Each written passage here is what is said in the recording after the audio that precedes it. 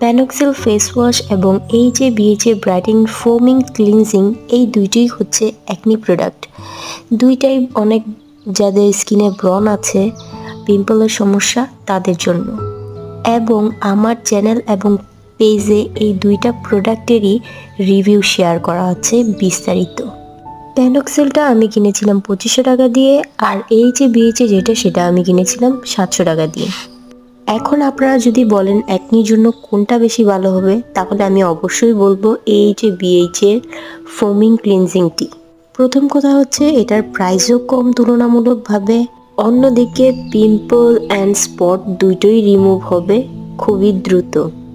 দুইটা প্রোডাক্টেরই বিস্তারিত আলোচনা দেয়া আছে, আপনারা ডেসক্রিপশন বক্সে লিংক দেয়া থাকবে, আপনারা অবশ্যই ভিডিওগুলো দেখে বিস্তারিত জেনে তারপর প্রোডাক্ট কিনবেন।